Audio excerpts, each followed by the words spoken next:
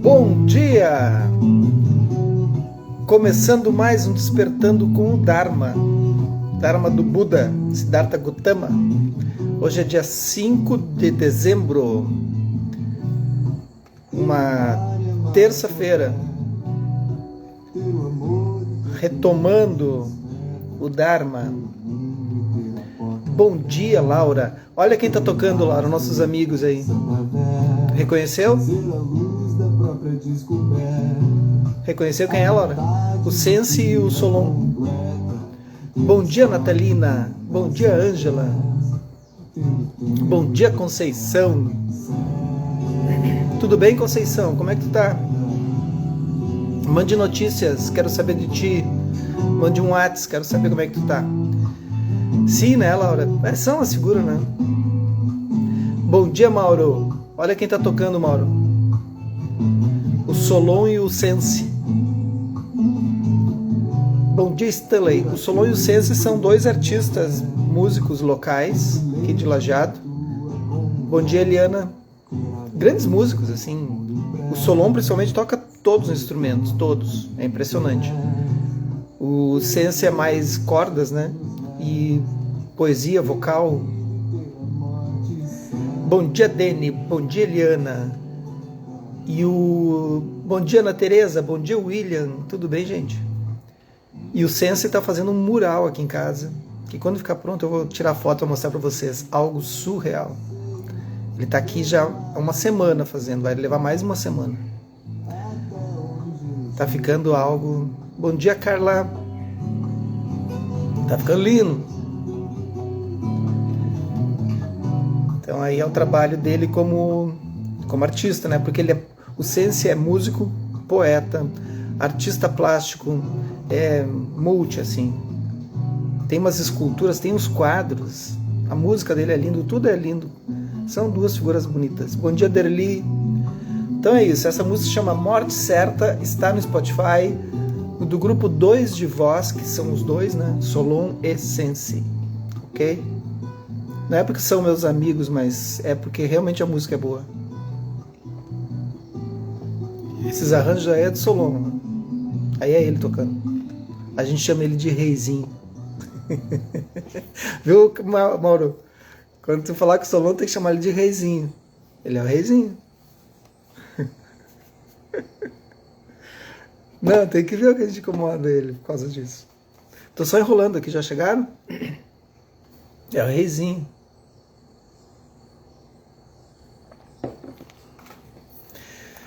Então tá. Vou conversar com eles, Mauro, pra gente ir pra aí visitar. A lógica da fé. Ontem trancou bem no final, né? Tivemos sorte, bem no final trancou a live. Aí chamamos de novo os técnicos, eles disseram, o problema é na rua. O problema é da nuvem que passou em cima de casa. O problema é do pingo que caiu e o passarinho carregou. Sempre tem um problema. Aí é muito divertido. Aí agora não, o problema é na rua. Daí ontem tinha um pessoal pendurado no poste lá. Tá, né? O que a gente vai fazer? A lógica da fé. Elizabeth Nanguel, editora Lúcida Letra. Eu falei isso agora, da lógica do problema na rua, e ontem me ocorreu, assim, como eu tenho estudado um pouco sobre startup, sobre os movimentos, assim, né? Eu gosto de estudar de tudo, enfim, vocês sabem disso, né? Bom dia, Grazi, tudo bem? E ontem me dei conta que quem estuda sobre startup, ou está por dentro, talvez vai entender um pouco mais do que eu estou falando.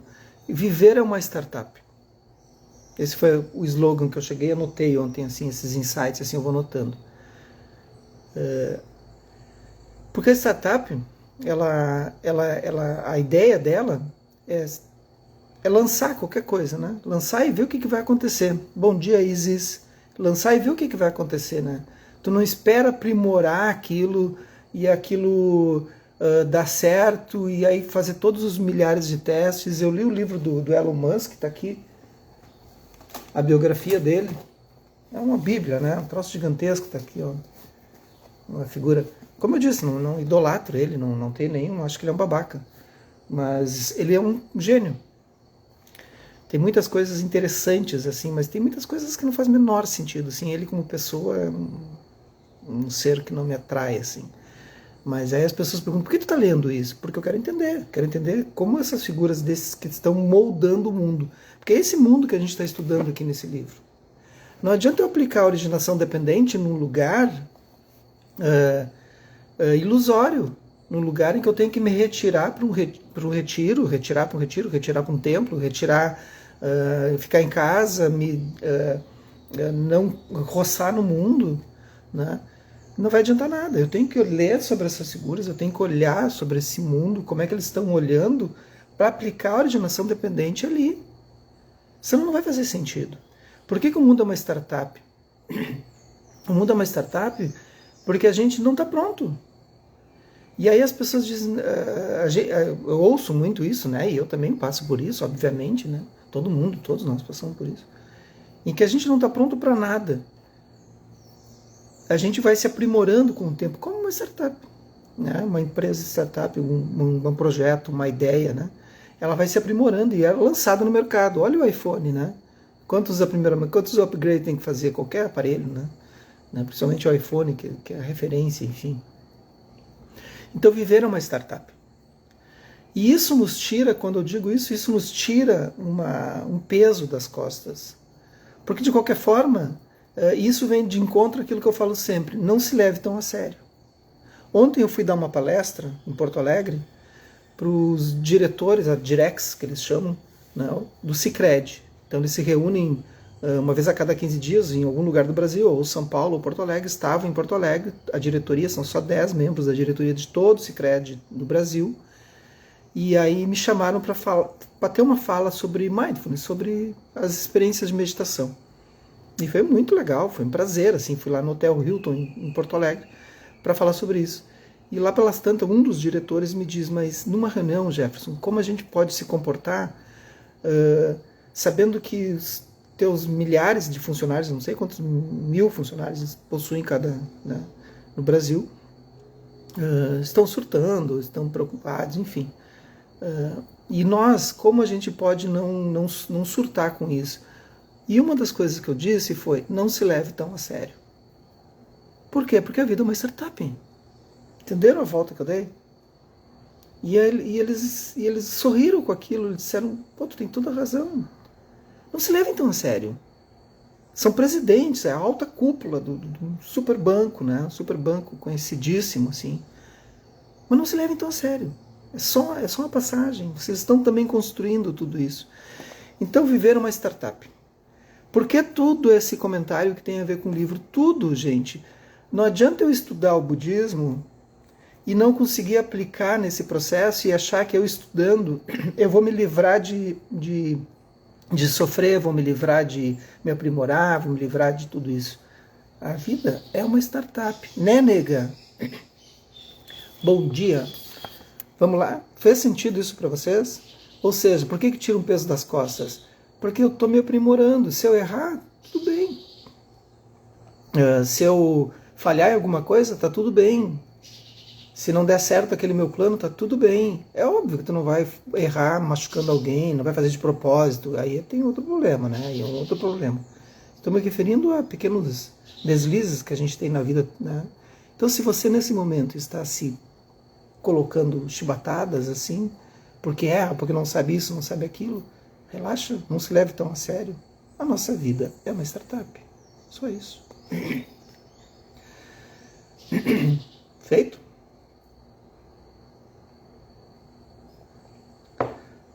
E aí nós estamos aqui na página 91. Uma das principais maneiras que temos de compreender e mensurar a mudança que vemos ao nosso redor é vê-la por meio do enquadramento do tempo. Se vocês quiserem comentar o que eu falei, vocês comentem. Se concordam, se não concordam, podem comentar. Como a maior parte das pessoas, você provavelmente organiza seu dia e sua vida em uma linha de unidades que vai crescendo, segundos, minutos, horas, anos e assim por diante. O tempo é uma elegante ferramenta para a pontualidade, para medir o progresso de um projeto e para entender a história.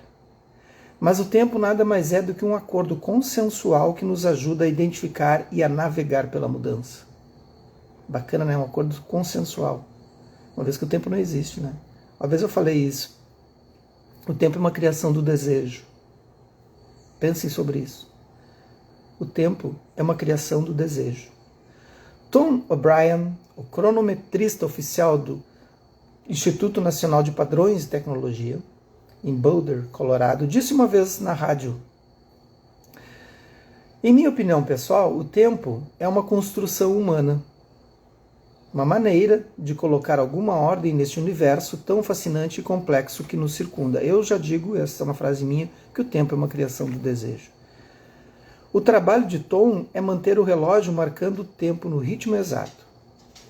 Essa não é uma tarefa fácil, considerando que, graças a muitos fatores interdependentes, como a gravidade e a altitude, a velocidade com a qual se movem os ponteiros de um relógio de pulso não é a mesma em todos os lugares do universo. Isso é muito louco, né? Aí ela vai propor agora de novo uma prática bem curtinha, mas eu não vou fazer prática com vocês, eu vou fazer uma contemplação, que eu acho que é mais interessante assim para nós aqui. Eu acho que fica meio chatinho. Então contemplem isso agora. De fato, contemplem. Veja se vocês conseguem aplicar isso.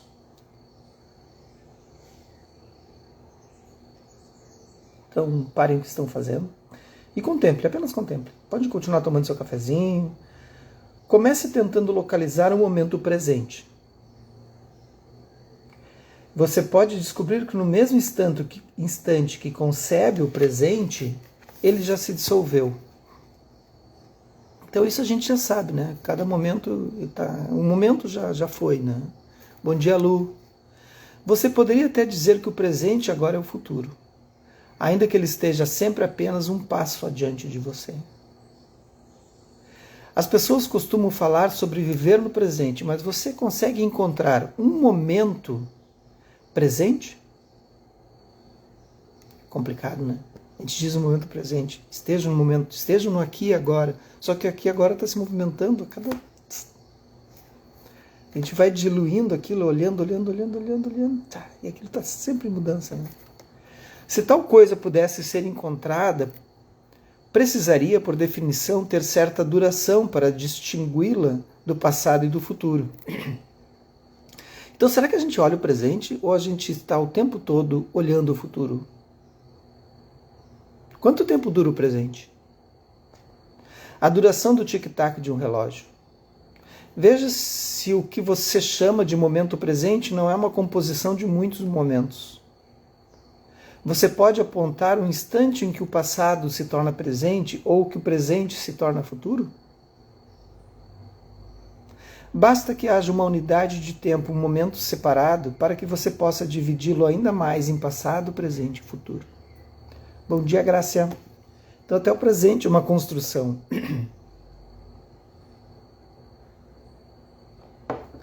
Senão a gente enlouqueceria, né? Dedique algum tempo a essa investigação.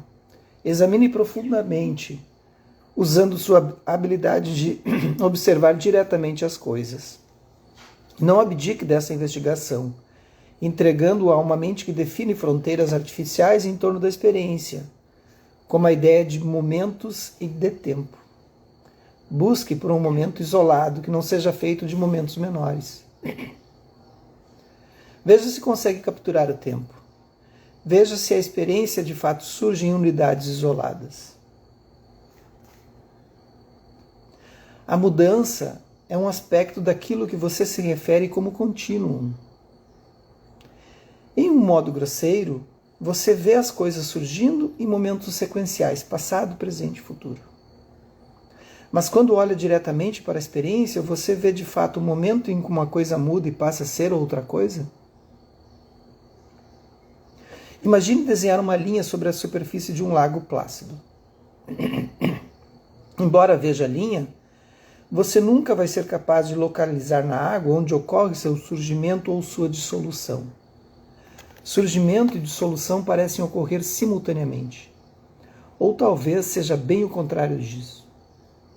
Mas isso não significa que você não consiga ver a linha. Acontece que, embora a linha se revele para você vividamente, você nunca irá encontrar um vestígio de seu eu contínuo, de seu contínuo, ou ser capaz de localizar seu começo, meio e fim. Por que eu estou fazendo toda essa filosofia budista assim, né? Vamos aplicar agora um pouquinho, desmistificar um pouco isso. Para nós entendermos que nós temos, novamente, para entendermos sobre a solidificação de um eu. Se tudo está mudando constantemente, nem o momento presente, na verdade, existe, né? Porque ele está o tempo todo se transformando em futuro, né? O tempo inteiro. Por que a gente se solidifica numa imagem? Por que a gente constrói uma imagem de nós mesmos e a gente solidifica essa imagem? Porque e esse é o motivo do nosso sofrimento. Bom dia, Carol. Porque a gente solidifica uma imagem. Ah, eu sou isso. Novamente, eu vou falar isso milhares de vezes. Eu sou isso, eu sou aquilo. Mas quando tu diz eu sou isso, já passou. Esse eu que tu construiu, ele já se desfez. Então, quando eu consigo olhar para isso, eu posso também começar a olhar para as coisas e eu posso olhar para as pessoas. Se eu aprender a fazer a prática da dissolução do eu, e esse eu está constantemente passando, já que eu entendo que o momento presente não existe, ele é um contínuo, né? Esse eu está se dissolvendo. Quando eu olhar para outras pessoas, eu também vou ter o respeito de olhar para elas e ver que elas mudaram. E eu não solidifico a pessoa naquele lugar. E eu dou liberdade para ela ser o que ela quiser.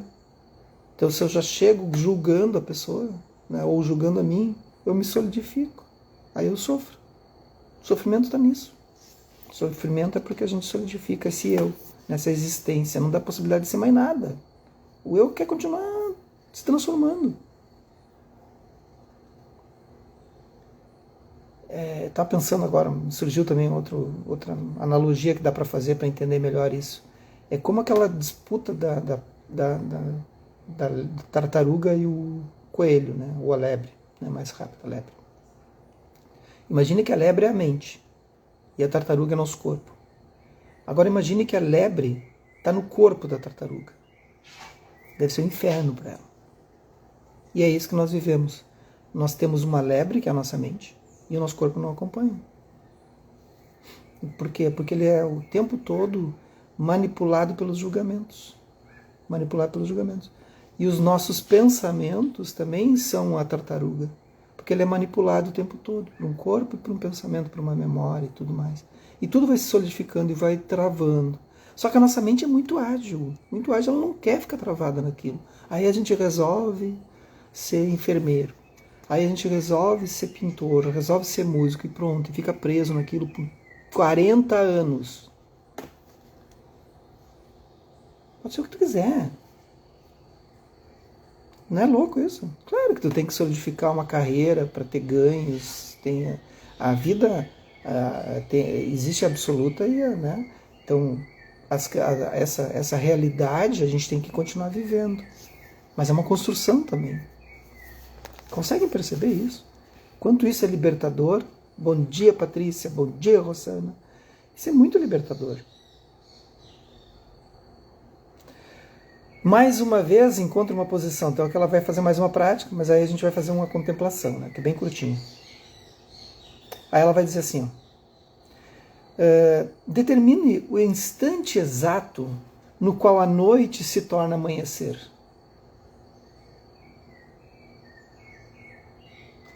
Essa frase é maravilhosa. Quando que a noite se torna amanhecer?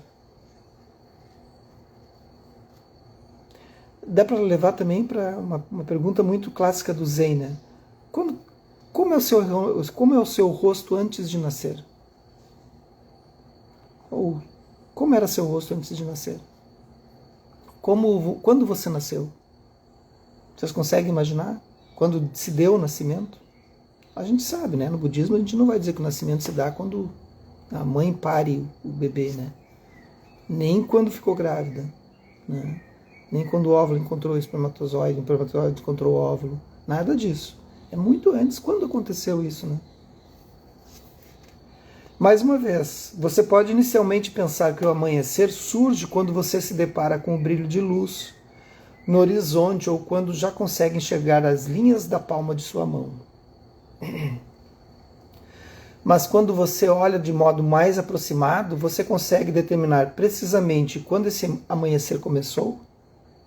Tem a música do Milton Nascimento que diz assim, o mesmo trem de ida, o mesmo trem de partida, né? Então, em que momento que o trem surge, em que momento que o trem parte, né? Como um acontecimento de fato. Já existimos desde sempre, diz o Mauro. É isso aí. Bom dia, Laura. Você consegue apontar exatamente o momento em que o sol se põe? Consegue definir o verdadeiro começo do crepúsculo ou da noite? Você é capaz de ver esse momento acontecendo mesmo que esteja sentado em sua varanda com sua atenção totalmente voltada para o céu? Agora mais uma digressão. Já falei isso algumas vezes, eu acho. Ou uma vez. Quando eu li fiquei muito fascinado pelo Van Gogh, assim, fiquei realmente fascinado. Vocês precisam ler a biografia dele, tem 1.300 páginas mais ou menos. É um espetáculo, adoro livros longos assim. E ele ia pintar o céu, né, tentar capturar aquele momento do céu, só que ele não conseguia, então a loucura dele estava nisso, porque ele queria capturar exatamente aquela cor, assim, então ele ia movimentando, né, fazendo as pinceladas rápidas, só que aquilo mudava, e ele tinha que novamente pincelar aquele céu, e ele mudava de novo, cada vez que ele olhava ele mudava, e ele ia fazendo várias versões daquele céu, entardecer, e ele não usava o preto para fazer o preto, né, o escurecer, né, porque ele diz que o preto não existe, né, é uma sobreposição de azuis, assim. Então ele foi fazendo vários céus, assim, né? O noturno de Van Gogh é maravilhoso, porque é uma sobreposição de momentos presentes. E é isso que torna maravilhoso a arte do Van Gogh, assim. Vocês precisam ler a biografia dele. Não se assustem com o tamanho, é 1.300 páginas, grande coisa. É uma epopeia, assim. Mas eu acho que é preciso ler essas figuras, assim, entender isso. E ele vai sobrepondo aquilo. Então é o momento em que a mente dele entra em colapso, porque ele entende que ele quer manter um momento presente fixo e aquele momento não vai acontecer nunca, né? Porque há uma diferença ainda de velocidade em que a consciência visual dele consegue captar aquela visualização, né, do espaço, assim, e aquele espaço mudando constantemente. E outra, uma mente maravilhosa, né, que consegue ver aquela mudança, porque nós seres não temos isso assim tão, né, a não ser os artistas aí que estão presentes, não conseguem ver nuances de mudança. Ele via pequenos tons assim e já ia, né? É muito legal, assim, muito legal de ver.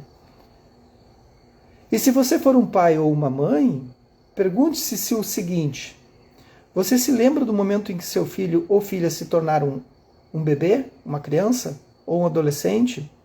Quando pais e mães observam seus filhos fazendo alguma coisa nova, eles orgulhosamente dizem: agora ele é um homem. Mas enquanto uma experiência direta, quem pode dizer quando tornar-se homem verdadeiramente aconteceu? Sim, as várias fases da vida são diferentes, mas nós nunca realmente mudamos de uma coisa singular e permanente para outra. Apenas olhe no espelho e tente se perguntar: em que momento eu envelheci? Essa pergunta é matadora, né? Hein? Em que momento você se deu conta? Agora um momento aí de relaxamento nessas suposições filosóficas. Que momento vocês se olharam no espelho e disseram: eu envelheci. Eu acho que eu envelheci. Algumas vezes eu já me vi fazendo isso assim. Eu acho que eu envelheci. Olhava assim as rugas, olhava os cabelos brancos. Mas não era a ruga e o cabelo branco. Eu olhava e disse: mas alguma coisa mudou. Né? Acho que eu estou envelhecendo. Vocês já fizeram isso? Já se deram conta? Nós frequentemente usamos a frase o momento da morte, mas não está claro exatamente quando morremos. Não conseguimos determinar o momento exato da morte porque ele é similar à noite se transformando em amanhecer, ou o som de um sino desaparecendo. Mas não podemos determinar o momento exato em que algo nasce ou, contrariamente, o momento em que algo se extingue. Mas em um nível grosseiro, nascimento e morte certamente parecem ocorrer. É muito legal, né? Eu falei sobre o livro do Van Gogh e me lembrei do meu irmão, esse que faleceu agora em setembro. O irmão que eu tinha mais relação, assim, mais proximidade, meu amigo, meu irmão. Tenho muitos irmãos, mas infelizmente a gente acaba preferindo um ou outro, né? Eles vão ouvir essa live depois, vão ficar bravos, mas eles sabem disso. Eu acho que ele também era preferido dos outros. E lendo a biografia do Van Gogh, quando eu li e conversava com ele, né? Eu dizia para ele, tu é o meu Theo, porque o Van Gogh tinha um irmão, né, lúcido, que não era artista, era um empresário, e esse meu irmão era muito lúcido e empresário, né? Era um dos gerentes da Bayer, enfim. E sempre levou uma vida muito de empresário, assim. E eu meio fora, assim, né, do padrão da curva, sempre buscando a arte, né? Seja lá qual for, através da arquitetura, da escrita, da fala, de qualquer modo, assim, da música, enfim. E ele patrocinava minhas loucuras, assim, de todas as maneiras, assim. Patrocinava e apoiava e se impressionava, assim. E eu sempre dizia para ele, tu é meu Theo, né? Que se não fosse o Theo na vida do Van Gogh, o Theo era Van Gogh também, né? Mas se não fosse o Theo na vida do Van Gogh, o Van Gogh quase que não existiria, assim, né? Então é muito legal de ver isso, assim, que a gente existe sobre uma relação interdependente, né? Um dos 7 sistemas da vida, né? Tem vários sistemas que a gente vive, o medo, a conquista, o consumo, vou lembrar de todos. Um deles é a interdependência. E interdependência é isso, é que surge na codependência de outros. E eu surgi no mundo na codependência dele. E tenho certeza que ele também, porque ele também gostaria de ser talvez um pouco mais artista, menos duro e tal. Então a gente está interconectado. Todos os seres estamos interconectados. Quando eu olho para o outro, eu vejo a mim mesmo. Eu me vejo assim, constantemente. Então é muito importante quando vocês estiverem olhando a gente está lendo sobre codependência, né? Quando vocês estiverem julgando alguém que vocês não gostam, ou que vocês querem extirpar, tirar essa pessoa da sua vida, ou deletar, ou bloquear, observe se você não está tirando, na verdade, uma parte tua, assim, que tu não quer ver, né? As pessoas nos revelam. As pessoas nos revelam. Isso é muito lindo, assim. E uma vez que a gente bloqueia, a gente deixa de se ver. E é importante se ver. Ontem eu falei nessa palestra do Sicredi que a meditação é justamente se conhecer. E eu falo isso para todos os alunos, né? É se conhecer. Como é que eu me conheço? Como é que eu me conheço? Eu me conheço através dos outros. Isso é originação dependente também, né? A parte da codependência, em que o objeto surge na dependência de um sujeito.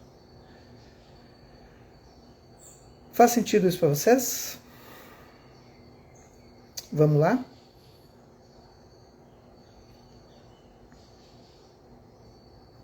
Vamos fazer uma prática de estabilização?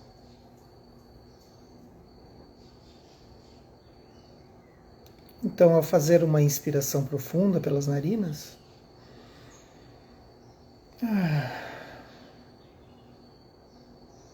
solte pela boca num suspiro.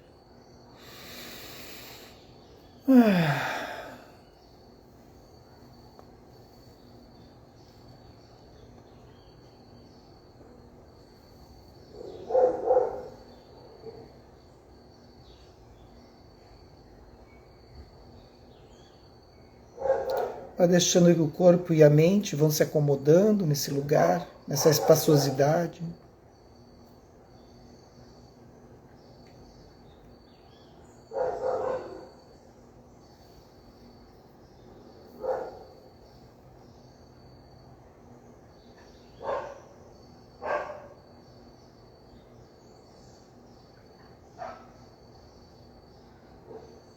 E a contemplação para o dia de hoje, que eu sugiro e faço a provocação para vocês,